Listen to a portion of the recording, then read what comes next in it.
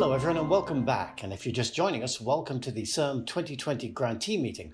It's 2 days full of exciting and really engaging presentations and discussions about the latest in stem cell research, all funded by us, the California Institute for Regenerative Medicine.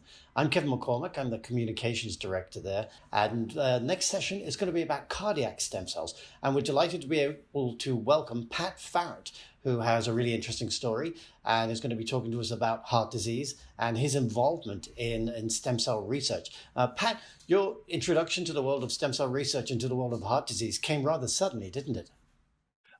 Yes, it did. Not exactly a planned event. I had been ignoring some warning signs and probably was not paying attention to what I've learned is a vital component, which is genetic base to heart disease. My father had passed away at age 61, and that's what I experienced. So I learned how to get fast action in an emergency room. You just go in and say, I'm experiencing chest pains. I'm 61 years old. That's the same age my father died.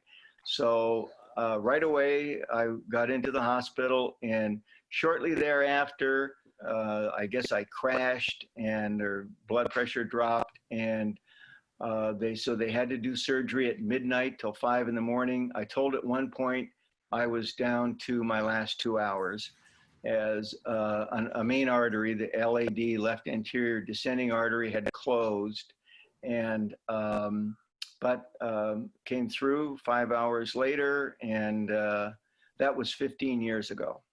Wow. Well, we're delighted you're here to join us. I know since then that you've been really active and engaged in kind of advocacy and support groups for heart disease. Talk a bit about that. Yes, indeed.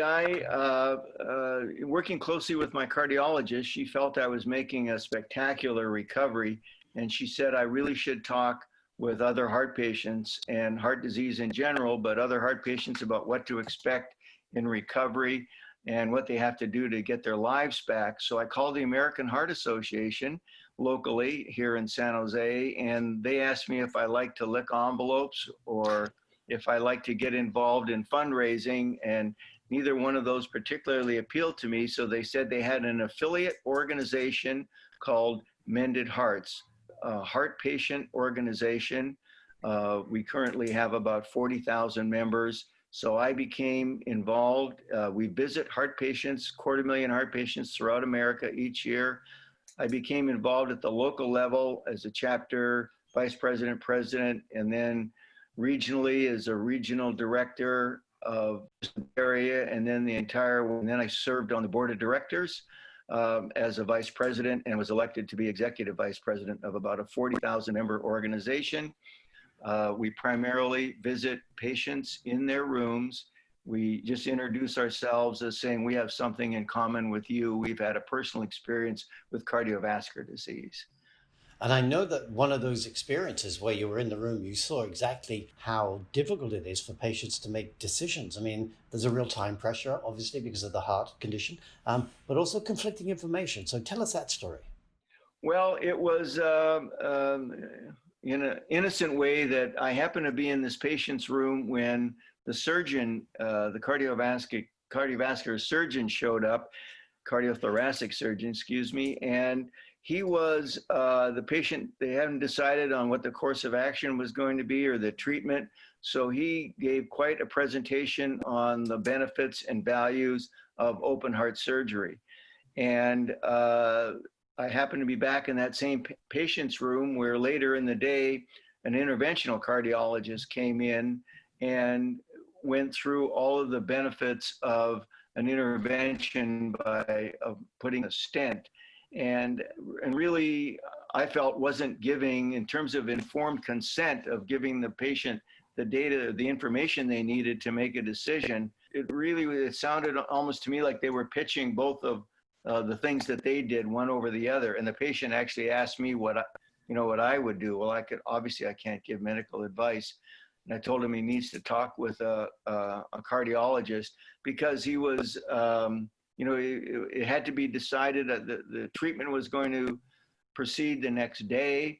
And I didn't have a chance to talk with a cardiologist and was put in a very awkward situation, I felt, and also was somewhat in a bit of a drug haze with the medical treatment he was giving. So it made for, I felt just a kind of an awkward situation of two different procedures being promoted to them and then saying, so now what do you want to do? Yeah, obviously it's a critical time, obviously for the patient, and obviously informed consent and good information is a really challenging thing for someone to be able to grasp in that situation.